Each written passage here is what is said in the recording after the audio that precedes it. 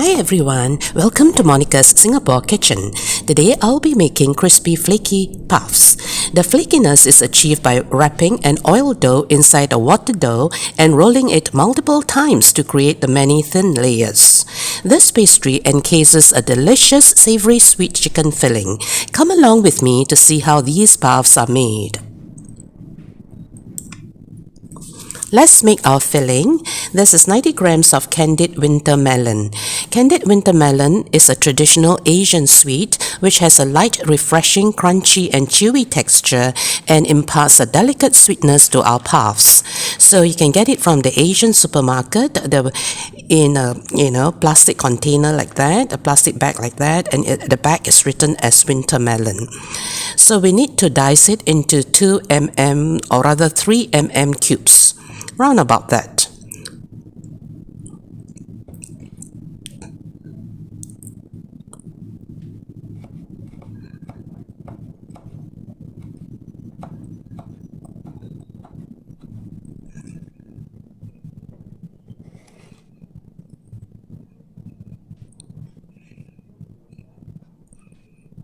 Now we can start cooking our filling.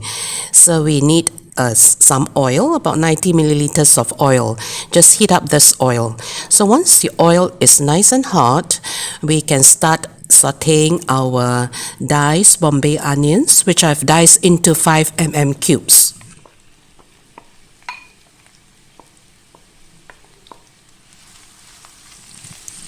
Stir fry it for about 2 minutes until it is slightly golden brown at the edges. Something like this.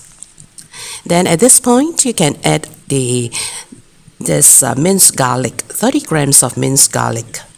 So stir fry it for another 2 minutes. And after 2 minutes, you can see that both the onions and the garlic are both golden brown. So this is a time for us to add our minced chicken. So we need to saute it for about 2 minutes as well, and periodically just break the chicken into smaller pieces. So once it reaches a texture like this, it's time for us to put in our candied winter melon.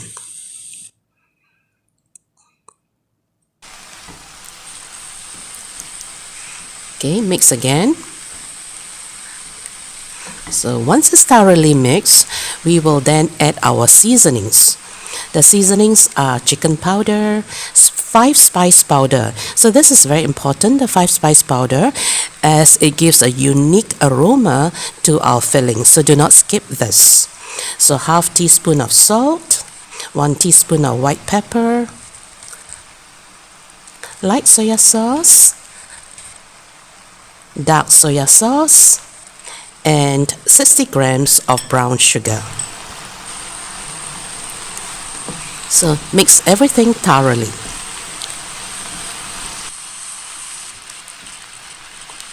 So the next thing we want to add is our cornstarch slurry.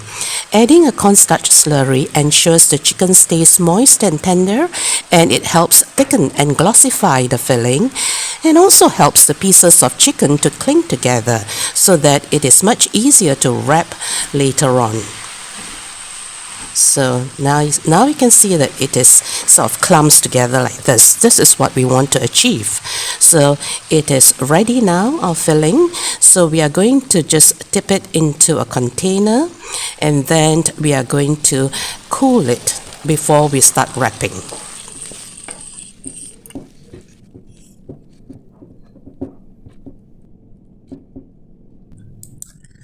Now let's make our dough.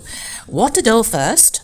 So for this we need 330 grams of all-purpose flour and 1.5 tablespoons of castor sugar. So mix these 2 ingredients well. The next thing we want to add is our vegetable oil. Any oil that has no strong odor. Then give it a stir until the oil mixes pretty well with our flour. Then add in our room temperature water a little bit at a time. So slowly our dough will look like a shaggy mess. So once it looks something like this, we can go in with our hand. So we want to gather all the loose parts together and then knead it for about 5 minutes. Kneading the dough develops the gluten structure, creating a strong elastic dough that does not tear easily afterwards when we roll our dough. So once our bowl is nice and clean, our dough is slightly smooth, need not be totally smooth, something like this will be perfect. We can then wrap it with our cling wrap. This wrapping is to prevent it from drying out. So we need to rest it for 30 minutes. Resting the dough is crucial because it allows the gluten to relax, making the dough more pliable and easier to shape or roll out afterwards. It also helps with hydration and flavor development. This is our oil dough. For this, we need only 2 ingredients, namely butter and all-purpose flour. So all we need to do then is to rub and cut the butter into the flour until it forms like breadcrumbs. Yeah, something like this. Yep. Then when you press the crumbs together, it should hold its shape. Yep, so something like this. Yeah, you can see that it holds its shape like that. Then you know that it is time for us to form a ball by gathering all the crumbs together. You do not need to knead it. Yeah, you just have to form into a ball, and then the bowl becomes nice and clean, and we know that our oil dough is ready for resting. Okay, so this is our oil dough. Then, as per normal, wrap it with cling wrap to prevent drying out. And we are going to leave our oil dough to rest for 30 minutes. And then 30 minutes later, our water dough has nicely rested. So we are going to take it out and roll it into a log. So gently roll it into a long, even log of uniform cross-sectional area. So cut it into 18 equal pieces. Each piece is approximately 32 grams.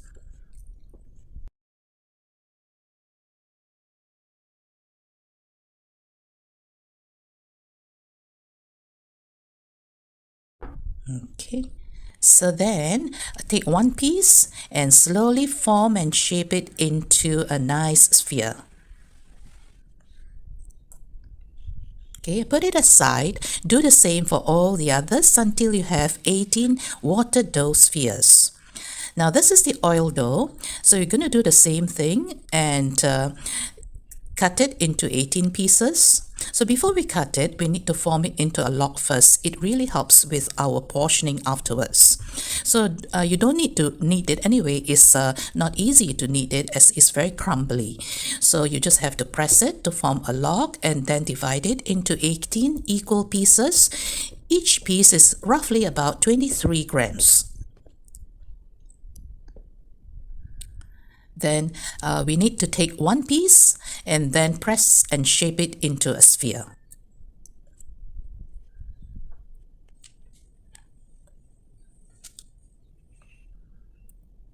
Okay, so let's put this aside. Do the same for all the other spheres for the oil dough, and eventually you will get 18 of this oil dough.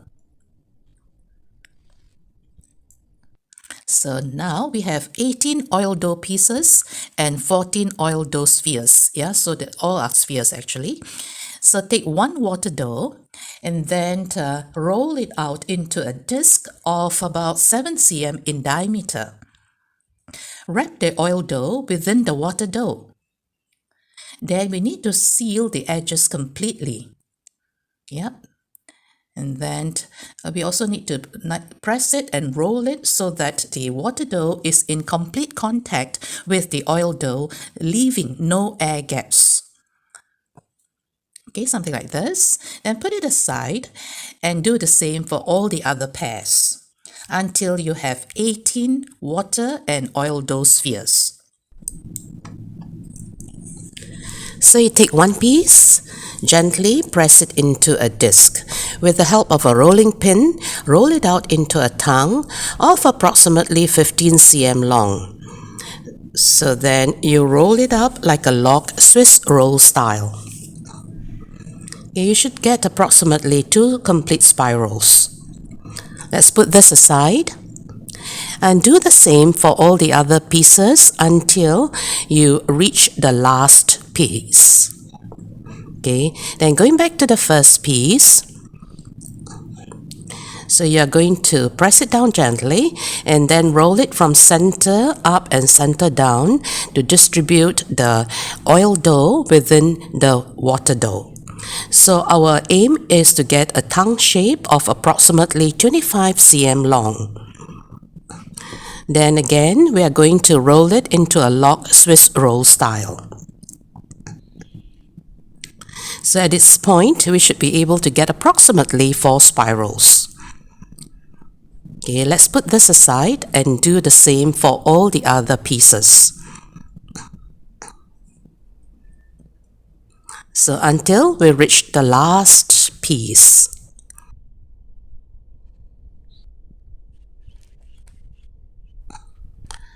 Then here is the filling. I've divided it into 18 equal portions. So then we're going to take the first piece and then slightly elongate it. Then fold the 2 ends so that it faces upwards and it is going towards the center. Then press it gently into a disc.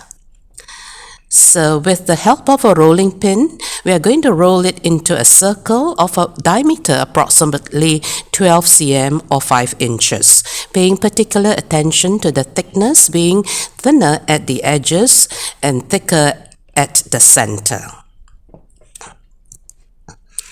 Then to place a piece of the filling right at the center like so.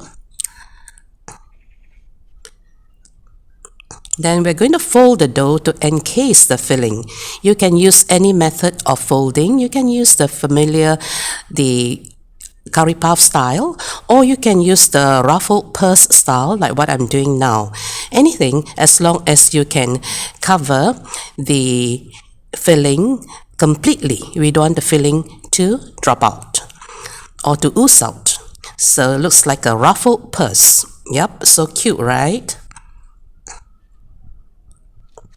Alright, put it on a tray lined with baking paper. So do the same for the others. I'm going to do 2 batches, 9 puffs on each tray. So we need to egg wash our puffs. So I have 2 eggs here, lightly beat it up, and then use a soft brush to gently brush the puffs. Then we are going to sprinkle some toasted sesame seeds. You can use the white toasted sesame seeds or the black ones, or you can use the white and the black ones. It's up to you. You can also use crushed peanuts. Yep, so it is very versatile. Whatever you like to give it a bit of texture to our puffs. So stick it in a preheated oven at 190 degrees Celsius for 40 to 45 minutes or until golden brown. The color is golden brown after baking and it smells so good. Let it cool down a bit. It is best enjoyed when it is slightly warm. These puffs demonstrate the imaginative culinary ingenuity which transforms a simple dough into a delicious sweet and savory bun.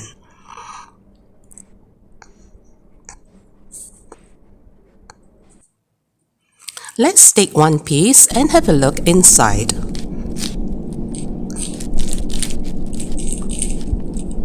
The pastry is so flaky that each bite releases a cascade of shatteringly crisp buttery layers.